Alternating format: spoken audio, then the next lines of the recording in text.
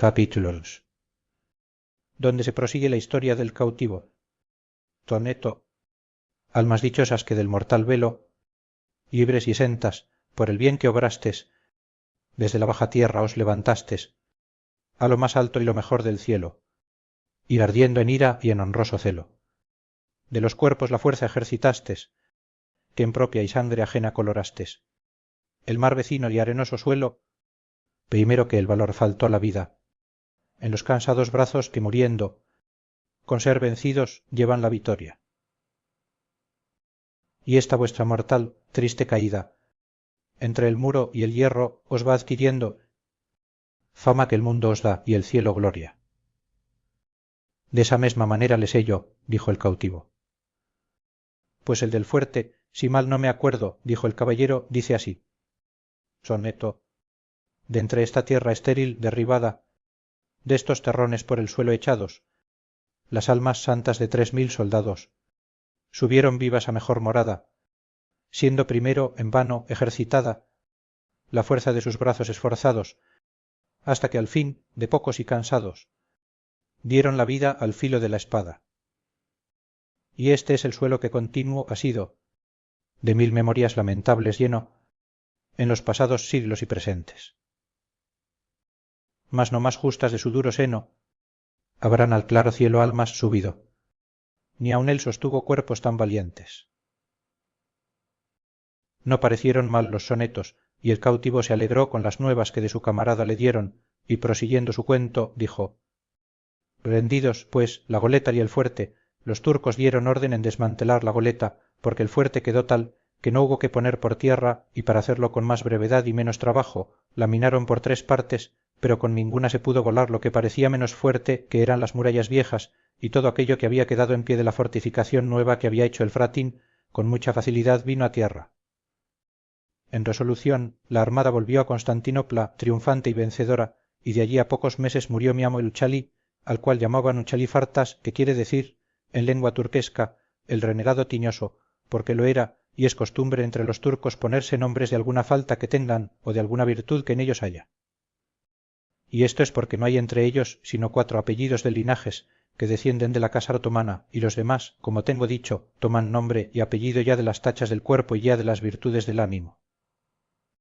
Y este tiñoso bobó el remo, siendo esclavo del gran señor, 14 años, y a más de los 34 de su edad renegó de despecho de que un turco, estando al remo, le dio un bofetón y por poderse vengar dejó su fe, y fue tanto su valor que sin subir por los torpes medios y caminos que los más privados del gran turco suben, vino a ser rey de Argel, y después a ser general de la mar, que es el tercero cargo que hay en aquel señorío. Era calabres de nación, y moralmente fue hombre de bien y trataba con mucha humanidad a sus cautivos, que llegó a tener 3000, los cuales, después de su muerte, se repartieron, como él lo dejó en su testamento, entre el gran señor que también es hijo heredero de cuantos mueren, y entre a la parte con los más hijos que deja el difunto y entre sus renegados, y yo ocupé a un renegado veneciano que siendo grumete de una nave le cautivó el uchalí, y le quiso tanto que fue uno de los más regalados garzones suyos, y él vino a ser el más cruel renegado que jamás se ha visto. Llamábase Azánaga y llegó a ser muy rico y a ser rey de Argel, con el cual yo vine de Constantinopla, algo contento por estar tan cerca de España, no porque pensase escribir a nadie el desdichado suceso mío, sino por ver si me era más favorable la suerte en Argel que en Constantinopla, donde ya había probado 1000 maneras de huirme, y ninguna tuvo sazón ni ventura, y pensaba en Argel buscar otros medios de alcanzar lo que tanto deseaba, porque jamás me desamparó la esperanza de tener libertad, y cuando en lo que fabricaba pensaba y ponía por obra no correspondía el suceso a la intención, luego, sin abandonarme, fingía y buscaba otra esperanza que me sustentase, aunque fuese débil y flaca. Con esto entretenía la vida, encerrado en una prisión o casa que los turcos llaman baño, donde encierran los cautivos cristianos, así los que son del rey como de algunos particulares, y los que llaman del almacén, que es como decir cautivos del concejo, que sirven a la ciudad en las obras públicas que hace y en otros oficios, y estos tales cautivos tienen muy dificultosa su libertad, que como son del común y no tienen amo particular, no hay con quien tratar su rescate, aunque le tengan. En estos baños, como tengo dicho, suelen llevar a sus cautivos algunos particulares del pueblo, principalmente cuando son de rescate, porque allí los tienen holgados y seguros hasta que venga su rescate. También los cautivos del rey que son de rescate no salen al trabajo con la demás chusma, si no es cuando se tarda su rescate, que entonces, por hacerles que escriban por él con más ahínco, les hacen trabajar ir por leña con los demás, que es un no pequeño trabajo. Yo, pues, era uno de los de rescate, que como se supo que era capitán, puesto que dije mi poca posibilidad y falta de hacienda, no aprovechó nada para que no me pusiesen en el número de los caballeros y gente de rescate. Pusiéronme una cadena, más por señal de rescate que por guardarme con ella, y así pasaba la vida en aquel baño con otros muchos caballeros y gente principal señalados y tenidos por de rescate. Y aunque la hambre y desnudez pudiera fatigarnos a veces, y aun casi siempre ninguna cosa nos fatigaba tanto como oír y ver a cada paso las jamás vistas ni oídas crueldades que mi amo usaba con los cristianos. Cada día ahorcaba el suyo, empalaba a éste, desorejaba a aquel, y esto por tan poca ocasión y tan sin ella que los turcos conocían que lo hacía no más de por hacerlo y por ser natural condición suya ser homicida de todo el género humano. Sólo libró bien con él un soldado español, llamado tal de Saavedra, el cual, con haber hecho cosas que quedarán en la memoria de aquellas gentes por muchos años, y todas por alcanzar libertad, jamás le dio palo, ni se lo mandó dar, ni le dijo mala palabra, y por la menor cosa de muchas que hizo, temíamos todos que había de ser empalado, y así lo temió él más de una vez, y si no fuera porque el tiempo no da lugar, yo dijera ahora algo de lo que este soldado hizo, que fuera parte para entreteneros y admiraros harto mejor que con el cuento de mi historia. Digo, pues que encima del patio de nuestra prisión caían las ventanas de la casa de un moro rico y principal, las cuales, como de ordinario son las de los moros, más eran agujeros que ventanas, y aun éstas se cubrían con celosías muy espesas y apretadas. Acaeció, pues que un día, estando en un terrado de nuestra prisión con otros 3 compañeros, haciendo pruebas de saltar con las cadenas, por entretener el tiempo, estando solos, porque todos los demás cristianos habían salido a trabajar, alcé acaso los ojos y vi que por aquellas cerradas ventanillas que he dicho parecía una caña y al remate della puesto un lienzo atado y la caña se estaba blandeando y moviéndose casi como si hiciera señas que llegásemos a tomarla. Miramos en ello y uno de los que conmigo estaban fue a ponerse debajo de la caña por ver si la soltaban o lo que hacían, pero así como llegó alzaron la caña y la movieron a los 2 lados como si dijeran no con la cabeza. Volvióse el cristiano y tornáronla a bajar y hacer los mesmos movimientos que primero. Fue otro de mis compañeros y sucedióle lo mesmo que al primero. Finalmente fue el tercero y avínole lo que al primero y al segundo. Viendo yo esto no quise dejar de probar la suerte y así como llegué a ponerme debajo de la caña la dejaron caer y dio a mis pies dentro del baño. Acudí luego a desatar el lienzo en el cual vi un nudo y dentro dél venían 10 cianís, que son unas monedas de oro bajo que usan los moros, que cada una vale 10 reales de los nuestros. Si me holgué con el hallazgo, no hay para qué decirlo, pues fue tanto el contento como la admiración de pensar de dónde podía venirnos aquel bien, especialmente a mí, pues las muestras de no haber querido soltar la caña sino a mí claro decían que a mí se hacía la merced. Tomé mi buen dinero, quebré la caña, volvíme al terradillo, miré la ventana y vi que por ella salía una muy blanca mano, que la abrían y cerraban muy apriesa. Con esto entendimos o imaginamos que alguna mujer que en aquella casa vivía nos debía de haber hecho aquel beneficio, y en señal de que lo agradecíamos, hicimos zalemas a uso de moros, inclinando la cabeza, doblando el cuerpo y poniendo los brazos sobre el pecho. De allí a poco sacaron por la mesma ventana una pequeña cruz hecha de cañas, y luego la volvieron a entrar.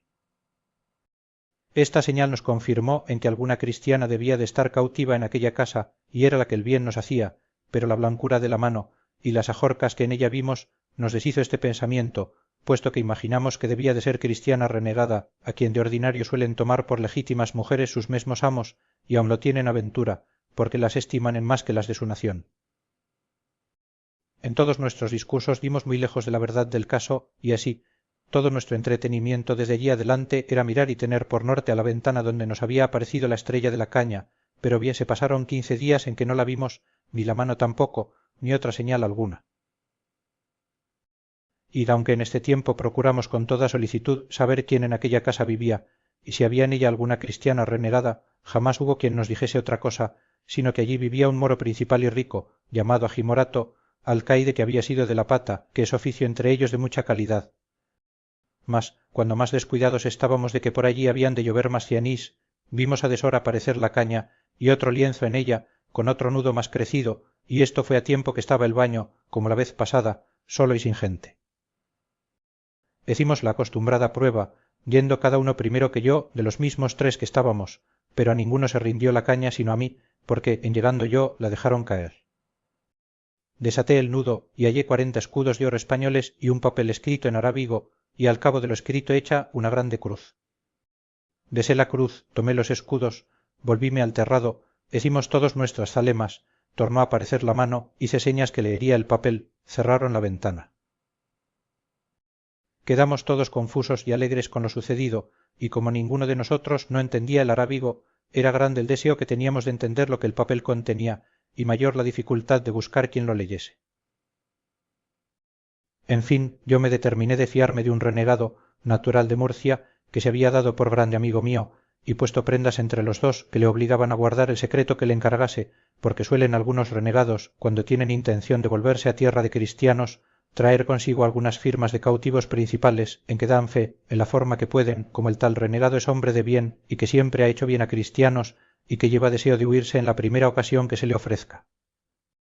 Algunos hay que procuran estas fees con buena intención, otros se sirven dellas acaso y de industria que viniendo a robar a tierra de cristianos, si a dicha se pierden o los cautivan, sacan sus firmas y dicen que por aquellos papeles se verá el propósito con que venían, el cual era de quedarse en tierra de cristianos, y que por eso venían en corso con los demás turcos.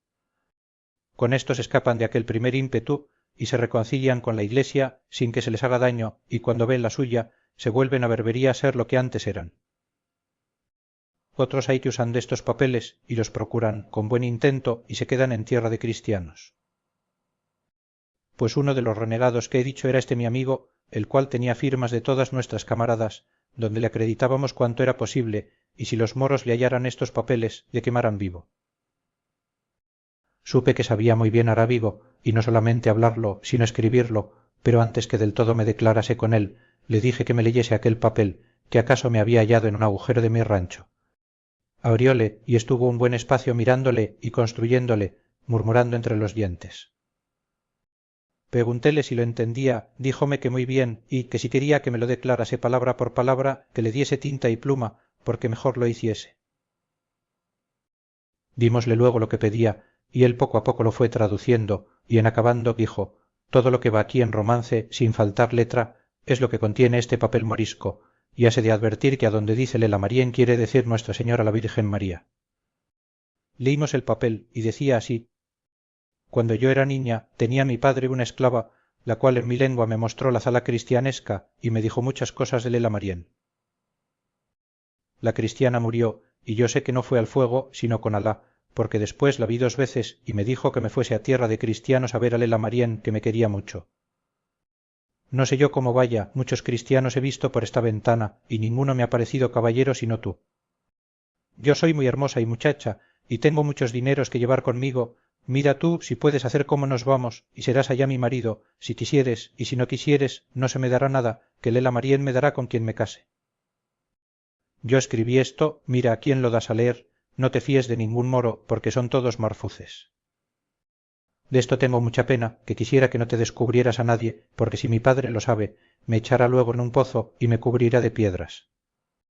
En la caña pondré un hilo, ata allí la respuesta, y si no tienes quien te escriba arábigo, dímelo por señas que Lela Marién hará que te entienda. Ella y Alá te guarden, y esa cruz que yo beso muchas veces, que así me lo mandó la cautiva. Mirad, señores, si era razón que las razones de este papel nos admirasen y alegrasen. Y así, lo uno y lo otro fue de manera que el renegado entendió que no acaso se había hallado aquel papel, sino que realmente alguno de nosotros se había escrito, y así nos rogó que si era verdad lo que sospechaba, que nos fiásemos de él y se lo dijésemos, que él aventuraría su vida por nuestra libertad.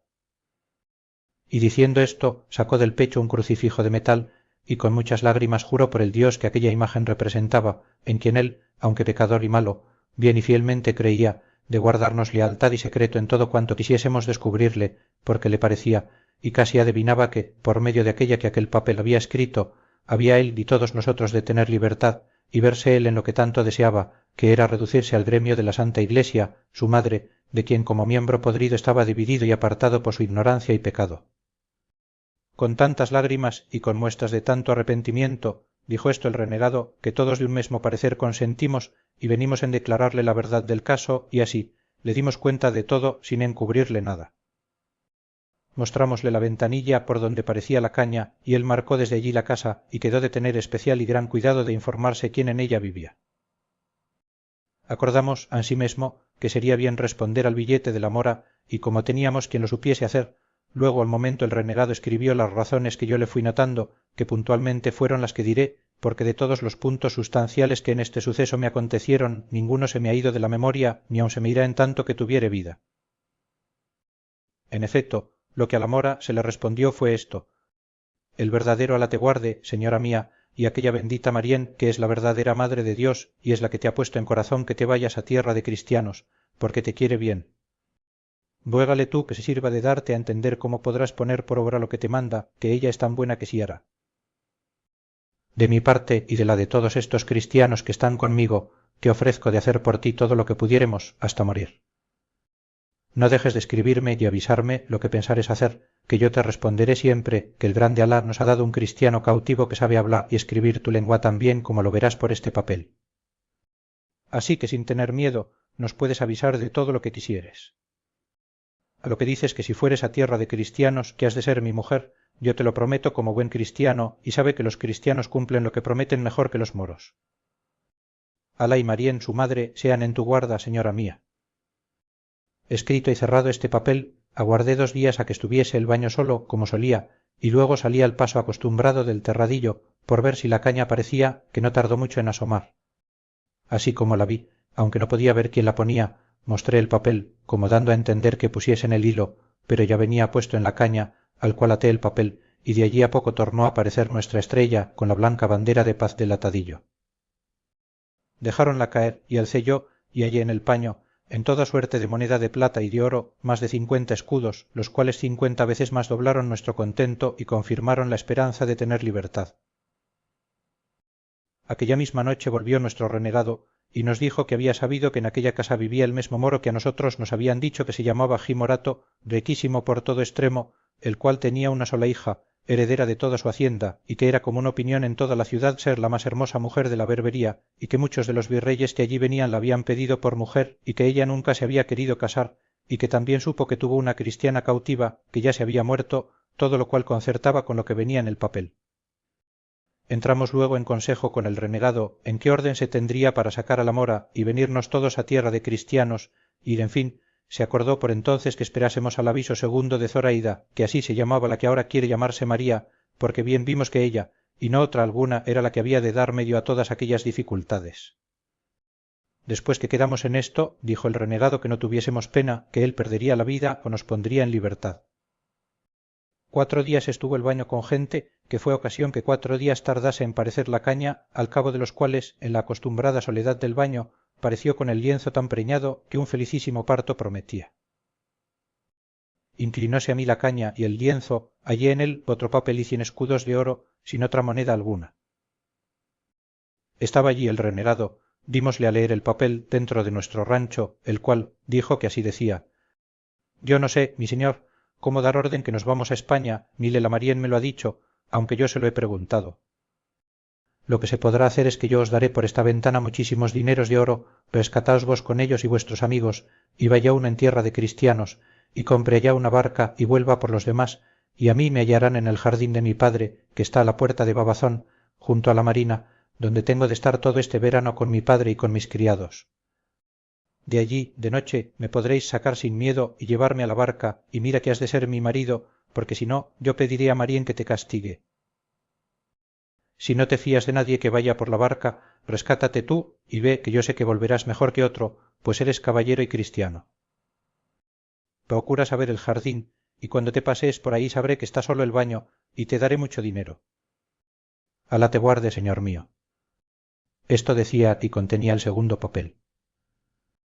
Lo cual visto por todos, cada uno se ofreció a querer ser el rescatado, y prometió de ir y volver con toda puntualidad, y también yo me ofrecía lo mismo, a todo lo cual se opuso el renegado, diciendo que en ninguna manera consentiría que ninguno saliese de libertad hasta que fuesen todos juntos, porque la experiencia le había mostrado cuán mal cumplían los libres las palabras que daban en el cautiverio, porque muchas veces habían usado de aquel remedio algunos principales cautivos, rescatando a uno que fuese a Valencia o Mallorca, con dineros para poder armar una barca y volver por los que le habían rescatado, y nunca habían vuelto, porque el gozo de la libertad alcanzada y el temor de no volver a perderla les borraba de la memoria todas las obligaciones del mundo.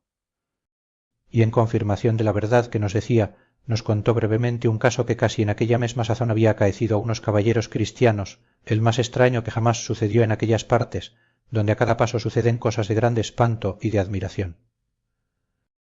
En efecto, él vino a decir que lo que se podía y debía hacer era que el dinero que se había de dar para rescatar al cristiano, que se le diese a él para comprar allí en Argel una barca, con achaque de hacerse mercader y tratante en Tetuán y en aquella costa, y que siendo el señor de la barca, fácilmente se daría traza para sacarlos del baño y embarcarlos a todos. Cuanto más que si la mora, como ella decía, daba dineros para rescatarlos a todos, que estando libres era facilísima cosa aún embarcarse en la mitad del día, y que la dificultad que se ofrecía mayor era que los moros no consienten que renegado alguno compre ni tenga barca, si no es bajel grande para ir en corso, porque se temen que el que compra barca, principalmente si es español, no la quiere sino para irse a tierra de cristianos, pero que él facilitaría este inconveniente con hacer que un morotagarino fuese a la parte con él en la compañía de la barca y en la ganancia de las mercancías, y con esta sombra él vendría a ser señor de la barca, con que daba por acabado todo lo demás. Y puesto que a mí y a mis camaradas nos había parecido mejor lo de enviar por la barca a Mallorca, como la mora decía, no osamos contradecirle, temerosos que, si no hacíamos lo que él decía, nos había de descubrir y poner a peligro de perder las vidas, si descubriese el trato de Zoraida, por cuya vida diéramos todos las nuestras. Y así, determinamos de ponernos en las manos de Dios y en las del renegado, y en aquel mismo punto se le respondió a Zoraida, diciéndole que haríamos todo cuanto nos aconsejaba, porque lo había advertido tan bien como si Lela Marién se lo hubiera dicho, y que en ella sola estaba dilatar aquel negocio, o ponello luego por obra. Ofrecímele de nuevo de ser su esposo, y con esto otro día que acaeció a estar solo el baño, en diversas veces, con la caña y el paño, nos dio 2000 escudos de oro, y un papel donde decía que el primer juma, que es el viernes, se iba al jardín de su padre, y que antes que se fuese nos daría más dinero, y que si aquello no bastase, que se lo avisásemos, que nos daría cuanto le pidiésemos, que su padre tenía tantos que no lo echaría menos, cuanto más que ella tenía las llaves de todo. Dimos luego 500 escudos al renegado para comprar la barca, con 800 me rescaté yo, dando el dinero a un mercader valenciano que a la sazón se hallaba en Argel, el cual me rescató del rey, tomándome sobre su palabra, dándola de que con el primer bajel que viniese de Valencia pagaría mi rescate, porque si luego diera el dinero, fuera a dar sospechas al rey que había muchos días que mi rescate estaba en Argel, y que el mercader, por sus granjerías, lo había callado. Finalmente, mi amo era tan caviloso que en ninguna manera me atrevía que luego se desembolsase el dinero. El jueves antes del viernes que la hermosa Zoraida se había de ir al jardín, nos dio otros 1000 escudos y nos avisó de su partida, rogándome que, si me rescatase, supiese luego el jardín de su padre y que en todo caso buscase ocasión de ir allá y verla. Respondíle en breves palabras que así lo haría y que tuviese cuidado de encomendarnos a Lela Marién con todas aquellas oraciones que la cautiva le había enseñado.